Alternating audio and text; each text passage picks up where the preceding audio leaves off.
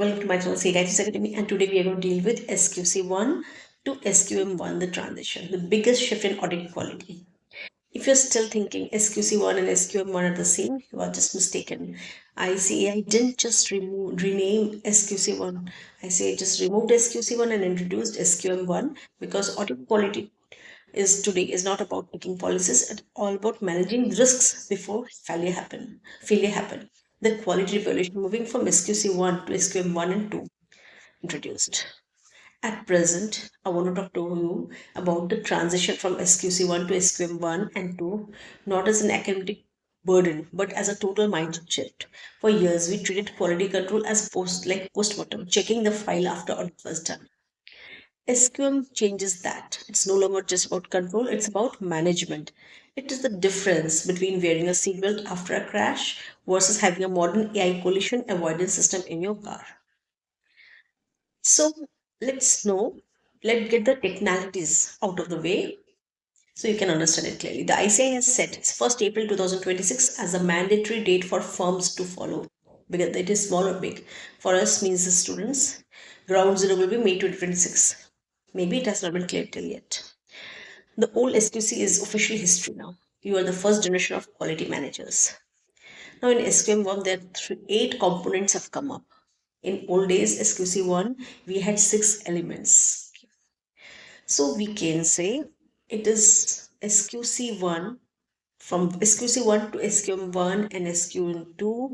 It's a paradigm shift. The core idea behind it, one line we can say, SQC1 was about quality control, SQM1 about quality management. Okay. If you understand this concept, this full thing will be clear to you. Why ICAI shifted from SQC1 to SQM1? Under SQC1, every firm followed the same rules, whether it is big or small, whether the audit is complex or simple, same policies. But ICAI realized something very important. Nowadays, the audits have become complex. The firms have become tech driven, regulators have become strict. So ICAI realized one size fits all does not ensure quality, and that's how SQM was born. Students, this is the most important place we have to understand. SQC1 was reactive. Problem happens first, correction happens later. SQM1 is proactive. Identify risks before quality fails. This one word, proactive, is a mark multiplier. SQC1 and SQM1, let me simplify this for you. SQC1 was policy based, SQM1 is risk based. SQC1 static, okay, or static, but SQM1 is dynamic. In SQC1 we had compliance focused, but now for SQM1 it is outcome focused. In SQC1 it cannot be, it is same for all the firms, but in SQM1 it is scalable. Okay, it was control mindset in SQC1 but management mindset in SQM1. Now concepts in SQM1, risk assessment process. This is the heart of SQM1, something SQC1 never had.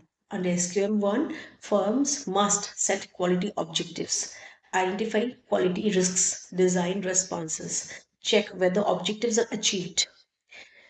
In ICAI language, we can say the firm shall identify and assess quality risks that may affect the achievement of quality objectives. Structure shift from elements to components, very important. Earlier we had 6 elements in SQC, now it is 8 components. We can say now it is governance, ethics, acceptance, resources, information, engagement, risk assessment, monitoring, and remediation. Right. So these are the 8 components. Scalability, underline the concept in your mind. Just see, SQM is scalable. Very important. Scalable means small firms, simple system, large firms, advanced systems. Okay. So the system of quality management shall be scalable and proportionate. For example, we can say, let's understand with one nice example. Let's see, SQC1 approach. When we were following the SQC1 approach, audit failure, peer review, policy updated. So first the audit failed, after that peer review happened, and after policy was updated. But now under SQM approach, risk identified, lack of expertise found out, training have to be given to the staff, partner involvement have to be there, and failure prevented. This example can be directly taken to what we have changed. Now we have 8 components. Okay, we can use a simple mnemonic to say GRIPEARM. The biggest change, the risk assessment process. Under SQM1, a firm can't just follow a generic manual. We have to identify specific risks to our firm. If your firm does specialized bank audits, your risks are different than a firm doing GST audits. You set the objectives, you identify the quality risk, and you design a response. And look at the resources. We used to just talk about human resources under SQC1. Now SQM1 recognizes that we aren't just people, we are tech driven. It's now explicitly includes technological resources, our software, and intellectual resources, our audit methodologies. If your software glitches, that's now a quality management failure. The new kid, SQM2 and SA220 has been also introduced. Then there's the SQM1, 2. Previously, we have just had quality reviews were buried inside SQM1. Now they have their own house. SQM1 focused on the analysis. SQM2 focuses entirely on the engagement quality reviewer. IC is getting stricter. There are now a mandatory 2-year cooling off period. You cannot be engagement partner on a client today and become after their independent reviewer tomorrow. And remember, SA220 revised works in tandem with this, putting more weight on the engagement partner soldier to be hands-on throughout the audit, not just at the signing stage. The root cause, we can say, if you take one thing away for your clearance of the concept, your future practice, let it be this remedial. Under the old rules, we found an error. We fix the error. Under SQM1, we find the root cause. Why did the error happen? Was it lack of training? Was it time pressure issue? Was it software bug? We fix the system, not just the file. So we have to make it in a global working together. We are moving from a checklist culture to quality culture. So stay focused. Quality isn't what we do at the end of the audit, it's what we build into the very first day.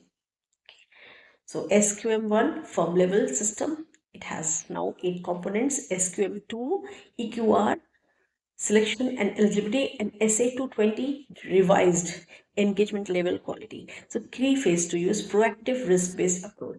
So hope this is clear to you that how the transition from SQC1 to SQM1 and 2 has come, and SA220.